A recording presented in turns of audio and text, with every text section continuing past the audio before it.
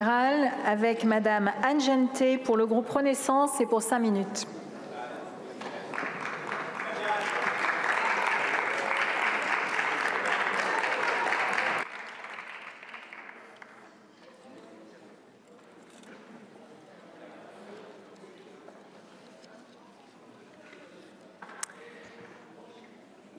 Madame la Présidente, Monsieur le Ministre, Monsieur l'Ambassadeur, mes chers collègues, ce dont je veux vous parler est l'exemple le plus classique du génocide soviétique, l'expérimentation la plus achevée en matière de russification, la destruction de la nation ukrainienne. Ces mots ne sont pas les miens, je les emprunte à Raphaël Lemkin, juriste à l'origine du concept de génocide. Il les avait prononcés lors d'une conférence commémorant le 20e anniversaire de l'Holodomor.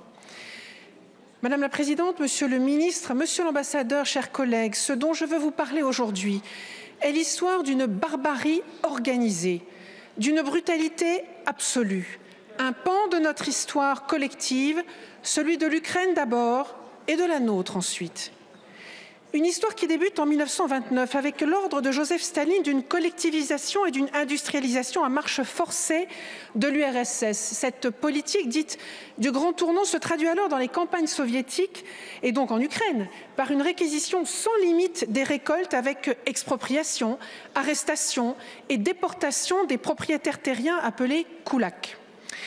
Une histoire qui se poursuit en Ukraine en 1930, privée de toutes leurs récoltes et même de toutes leurs semences. Les paysans se soulèvent. Plus aucune moisson n'est possible. Pas un morceau de pain. La faim s'installe. Un exode rural commence. Et bien entendu, la production de blé s'effondre. Alors, à l'été 1932, Staline s'emporte et donne un ordre clair. Le plus important maintenant, dit-il, c'est l'Ukraine. Si nous n'entreprenons pas immédiatement le redressement de la situation, nous pouvons perdre l'Ukraine. Il a bien dit perdre l'Ukraine. Sa décision terrible est prise.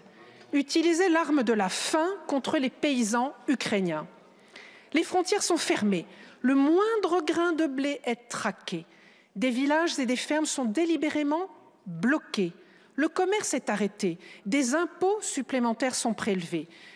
Dans les premiers mois de 1933, l'Ukraine, grenier de blé, est devenue terre de sang. Chaque jour, des milliers de paysans ukrainiens meurent affamés. Leurs corps jonchent rues et champs. Cette famine méticuleusement organisée par Staline, rappelons-le, prend alors l'appellation d'Holodomor, l'extermination par la faim.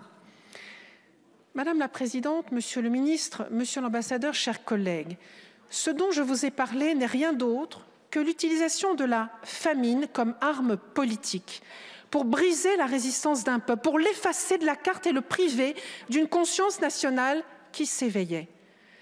À l'époque, face à ces millions de morts, un silence, le nôtre. Celui des dirigeants occidentaux qui, comme le soulignait le journaliste Gareth Jones, je le cite, « regardaient ailleurs, effrayés par l'Allemagne nazie et bien trop soucieux d'importer des milliers de tonnes de blé. Aujourd'hui, la guerre totale menée en Ukraine par le Kremlin replace l'histoire sous notre regard, car ce que nous observons est une nouvelle tentative de négation du fait national ukrainien, avec l'annexion de territoires, des déportations d'enfants, des crimes de guerre commis contre la population, ou encore le Holodomor, ce nom écho donné au ciblage des infrastructures énergétiques civiles pour faire mourir de froid la population ukrainienne. Chacune de ces agressions est une atteinte à nos valeurs les plus chères et fait ressurgir pour les Ukrainiens le spectre de ce traumatisme passé. Alors, Madame la Présidente, Monsieur le Ministre, Monsieur l'Ambassadeur, mes chers collègues, histoire, devoir de mémoire, identité. Opposons à l'arme passée de la faim celle de la reconnaissance et du souvenir. Chers collègues, nous avons ici une responsabilité, celle de faire connaître, de reconnaître et de condamner. Car voter pour cette résolution, c'est aussi confirmer aux Français, aux Européens et au monde que lorsque les valeurs essentielles et universelles sont en jeu, il n'y a plus ni majorité, ni minorité, ni centre, ni droite, ni gauche, mais une Assemblée nationale composée de femmes et d'hommes qui représente la nation tout entière et qui réunit dans un même élan d'humanité, vote en conscience. Alors, ne regardons plus ailleurs. Vive l'Ukraine libre. Je vous remercie. Merci Madame la députée. La parole est à Monsieur Frédéric